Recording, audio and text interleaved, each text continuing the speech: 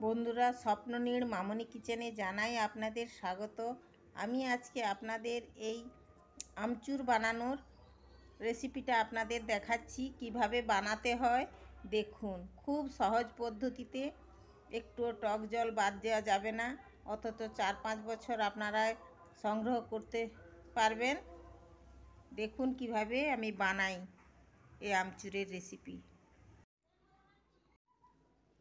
এই আমগুলোকে আমি আমচুর বানাবো, তার জন্য আমি ভালো করে প্রতিটা আমের খোসা ছাড়াবো, যাতে একটুও সবুজ অংশ লেগে না থাকে।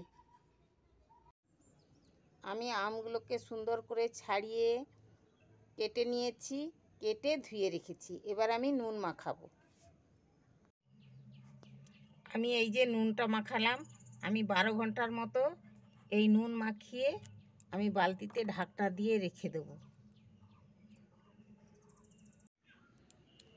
আমি আমগুলোকে ছেঁকে নিয়েছি। আমি আমগুলোকে নুন জল থেকে ছেঁকে নিয়েছি। এবার এই নুন জলটা যত সময় না ঝরে 10-15 মিনিট অপেক্ষা করব। আমার 15 মিনিট হয়ে গেছে, আমার নুন জলগুলো বেরিয়ে গেছে। আমি এই নুন জলটাকে রেখে দেবো। নুন জল এবং টক জল এর সঙ্গে টক বেরিয়ে গেছে, এটাকে আমি রেখে দেবো, এই রৌদ্রুর মধ্যেই রাখবো। আর আমগুলোকে আমি একটা জায়গায় করে মিলে দেব।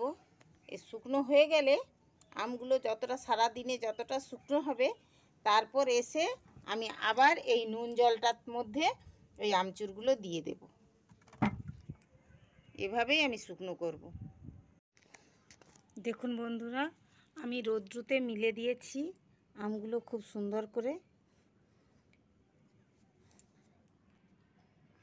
আমচুরগুলো উপরটা শুকনো হয়ে গেছে, আমি এবার একটু হাত দিয়ে নেড়ে দেবো।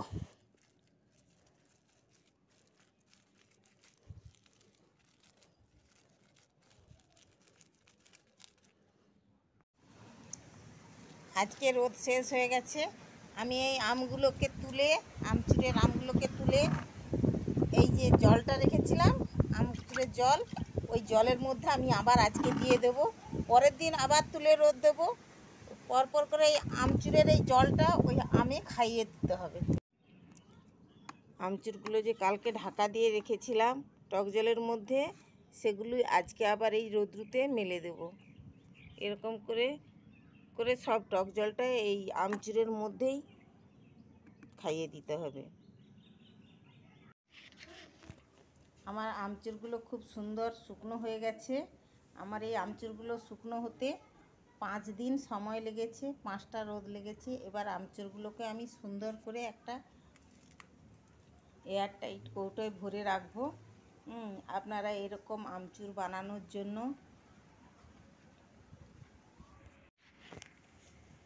আপনারা এই আমচুর 2-3 বছর পর্যন্ত সংগ্রহ করে রাখতে পারবেন। এর পাউডারও বানাতে পারেন, এমনিও রাখতে পারেন, আপনাদের যেমন খুশি যেভাবে খুশি রাখতে পারেন।